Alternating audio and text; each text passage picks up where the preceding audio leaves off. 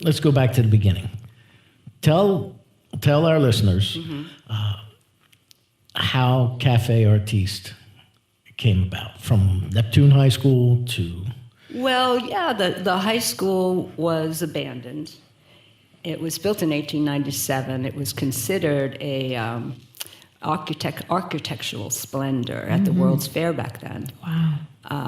And it was beautiful. They don't do artisan work like that, in that time they did. It was abandoned in the 70s, and Senator Pelea and my father, Mr. Herb Herbst, I always called him Mr. No, I'm kidding. I saluted, no. He got together and said, let's make it an art center, because the people from that era, mostly the 40s, in the 40s, those classes, really did not want that school torn down. And it had asbestos in it. It was a mess. They had money to take care of it, and it went elsewhere. So they made a deal, and my father got it for $1. Wow. From the Board of Ed. Cool. So, and everyone said, you're crazy to get that building. It's falling apart. But with volunteers and grants, and Senator Pelea was very influential. He was a really wonderful man. He's got a few things like parks. Now, do we know, why was he so driven to make it... And why did he want to save that building? Well, he went to high school there. Oh, okay. So he went to high school there, and they loved that building. All these people really... it's a beautiful historic building, but it was a mess. So they decided to buy it and get all the asbestos out, and they got grants and people like volunteers. Like we have volunteers at Café Artiste.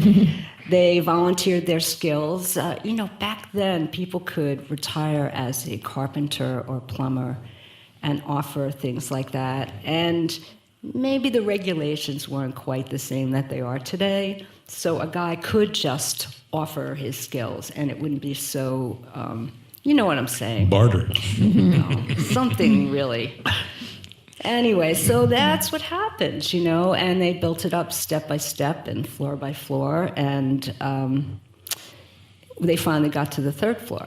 There's a 570-seat gorgeous auditorium in there. Yeah, it's where the Jam Awards were a few years back. Yeah, that's great. We need to do more of that.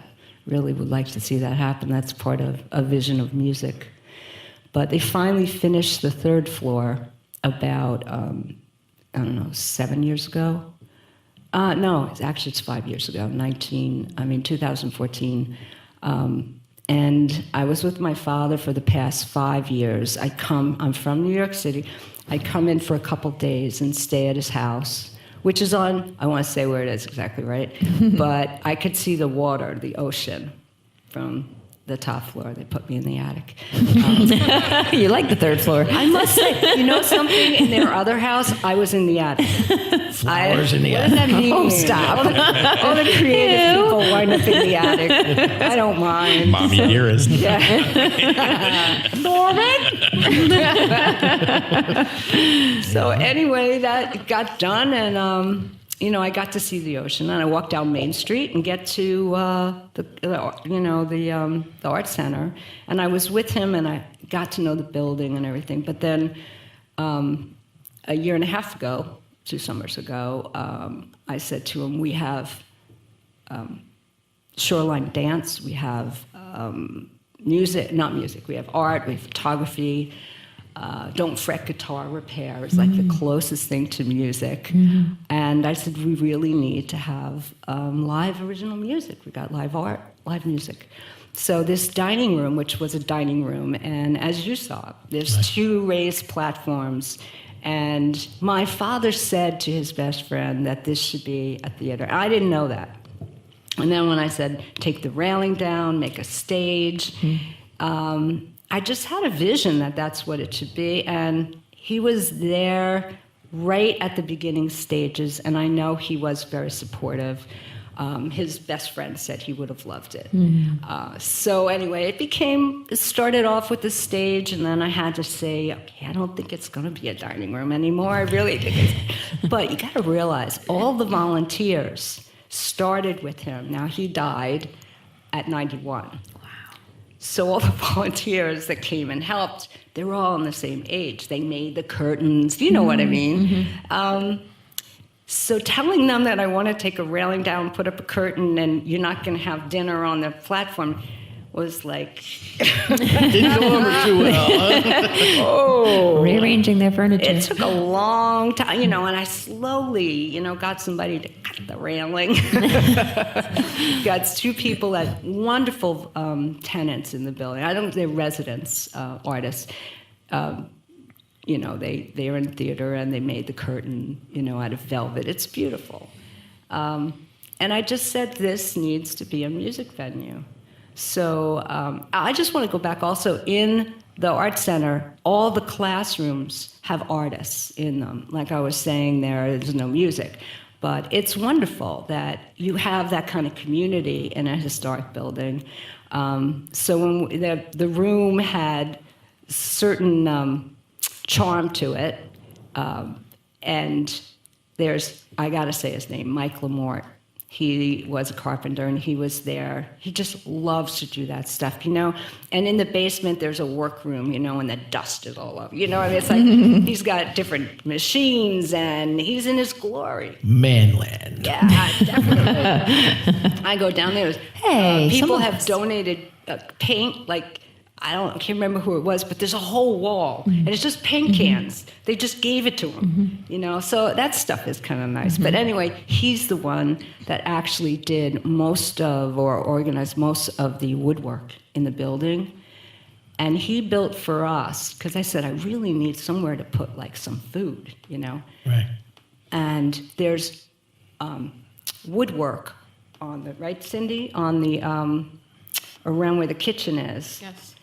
And he made the counters, and he took the same molding, and I come back, and I said to him, well, I think I want this.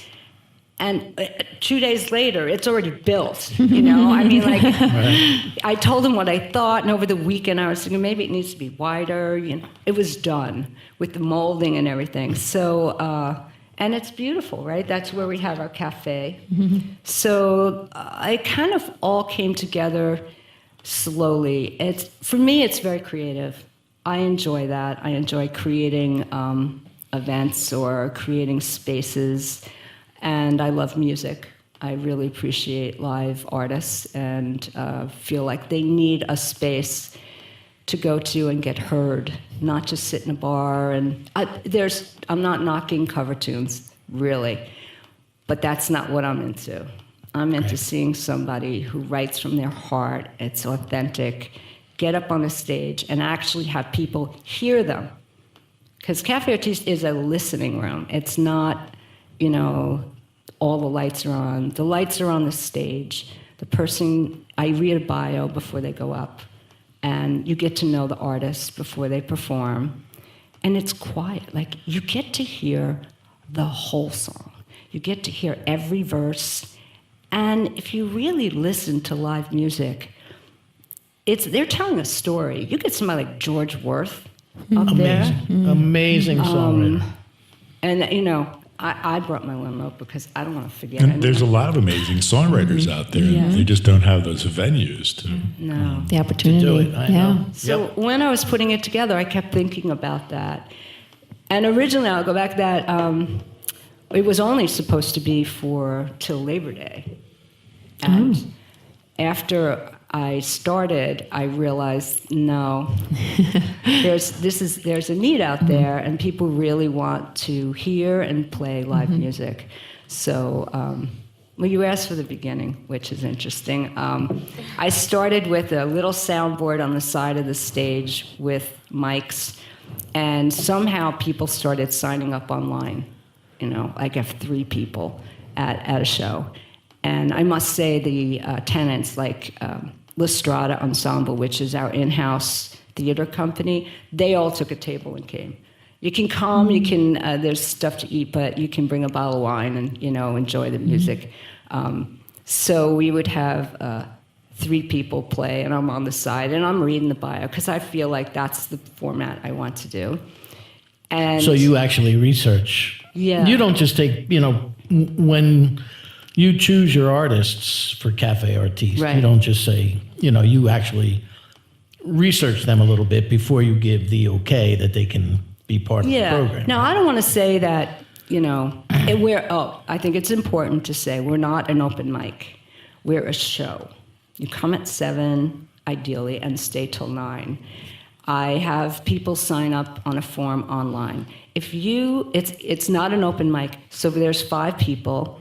They sign up, and I ask on the form for your name, what do you want to be called? Tell me about your history, and where can I find your music?